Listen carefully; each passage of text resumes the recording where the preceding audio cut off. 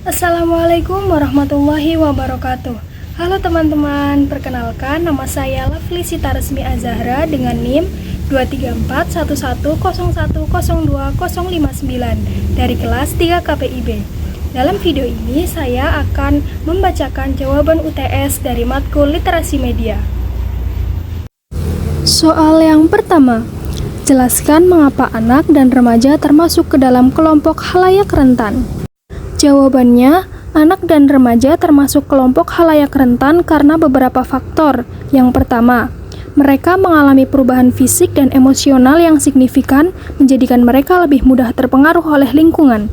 Kedua, tekanan akademik dan sosial dapat menyebabkan stres dan depresi, terutama dengan adanya standar yang tidak realistis dari media sosial.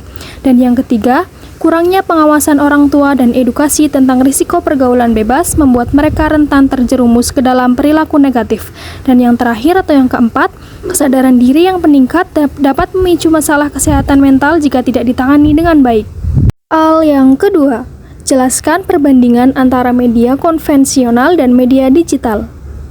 Jawabannya, perbandingan antara media konvensional dan media digital mencakup beberapa aspek penting. Yang pertama, format dan distribusi. Media konvensional seperti surat kabar dan televisi memiliki format fisik dan proses distribusi yang lebih lambat. Media digital memungkinkan penyebaran informasi secara instan dan dapat diakses kapan saja melalui internet. Yang kedua, ada kredibilitas. Media konvensional sering dianggap lebih kredibel dengan tingkat kepercayaan yang tinggi dari audiens. Media digital cenderung memiliki kredibilitas yang lebih rendah karena banyaknya informasi yang tidak terverifikasi. Yang ketiga, ada interaktivitas. Media konvensional biasanya bersifat searah, di mana audiens hanya menerima informasi. Media digital memungkinkan interaksi dua arah, memungkinkan audiens memberikan umpan balik secara langsung. Dan yang keempat, ada biaya. Publikasi di media konvensional seringkali lebih mahal dibandingkan dengan biaya untuk menerbitkan konten di media digital. Kedua jenis media memiliki kelebihan dan kekurangan masing-masing, tergantung pada kebutuhan dan preferensi pengguna. Soal yang ketiga, jelaskan perbedaan antara pendekatan proteksionis model dan cultural studies model. Jawabannya, perbedaan antara pendekatan proteksionis model dan cultural studies model terletak pada fokus dan metodologinya. Fokus proteksionis model menekankan perlindungan terhadap budaya lokal dari pengaruh luar, terutama dari media asing yang dianggap merusak nilai-nilai tradisional. Tujuannya adalah mempertahankan identitas budaya dan mencegah homogenisasi budaya. Sedangkan fokus cultural studies model mempelajari bagaimana budaya terbentuk dan berubah dalam konteks sosial, politik, dan ekonomi. Pendekatan ini menganggap budaya sebagai proses dinamis yang dipengaruhi oleh berbagai faktor, termasuk kekuasaan dan ideologi. Metodologi proteksionis model seringkali bersifat normatif dan preskriptif dengan kebijakan yang dirancang untuk melindungi budaya.